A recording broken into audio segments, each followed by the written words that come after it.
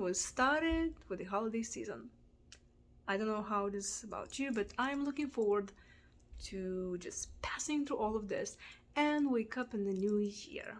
Yes, if you're an adult child alcoholic or any kind of addict like me, you might be really dreading to see your family if you're still in touch with your family.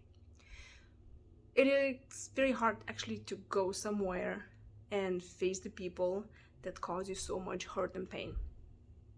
So how is that you can be in that perfect middle where you still go see them, but you don't allow yourself to be hurt all over again? First, if you can manage not to see them, awesome. But if you still need to go and see them, or they maybe will be coming to your place to see you for Christmas or any other holiday that the season hosts, you might be wondering how you're going to make it, because every single year I bet there's some things that keep on repeating over and over. So first, think about what did you do last year that didn't work, or previous year. Did you try something different? Did you try something new? Well, this year you can do few more things. Start with boundaries.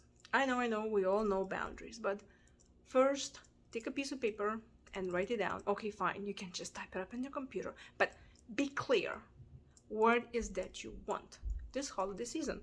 What would be like the perfect way things will go? And please do not tell yourself like, oh, I wish my mom or my dad would not drink, or they would not be high, or whatever, or my sister wouldn't be obnoxious. No, I'm talking about how do you imagine yourself handling the situation? Are you calm? Are you in control? Paint this picture. How do you want to see yourself in those situations? Kind of like mentally prepare yourself how actually you will be handling that kind of situation in order to be that person that you envision yourself to be, or you want it to be. Obviously that will include boundaries. So what those boundaries would be, probably you will be bombarded again with some behavior that you don't like them to display. They're probably gonna be hurting you emotionally. Some maybe even will be hurting you physically. So where's the boundary that you're gonna say, I'm not doing this again? Maybe there's some particular thing that your parents or your caregivers or your siblings or whoever always just have the specific sentence to tell you that just ticks you off. What is it? Prepare yourself for that. Prepare your answer. What is it you're gonna do?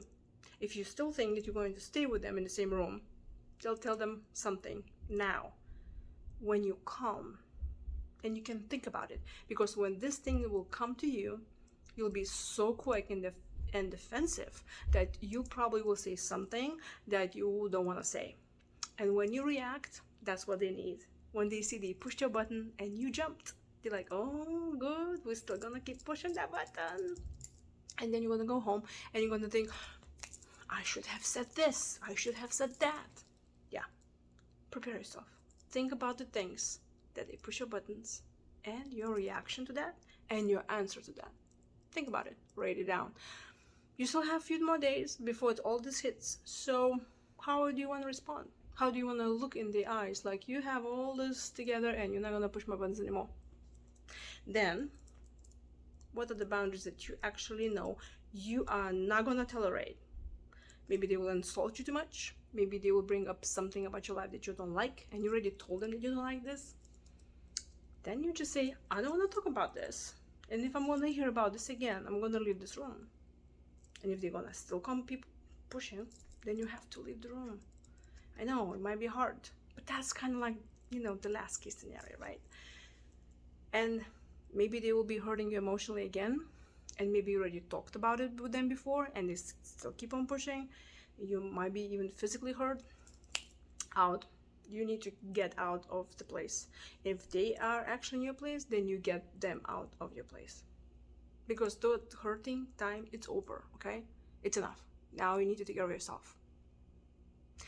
Then if you, let's say, you're visiting them, and you know that they just love for you to be around all day long or 2 days in a row, You know what you can do? You can say you have other plans. I know. How can you believe it? It's so scary to tell them you have other plans. I hear you. I hear you. But make some other plans. Make some plans to actually have plans with friends and with other people that you care. Because trust me, when you're going to exhaust yourself and spending that time with those people that hurt you, you're going to be feel depleted. Depleted.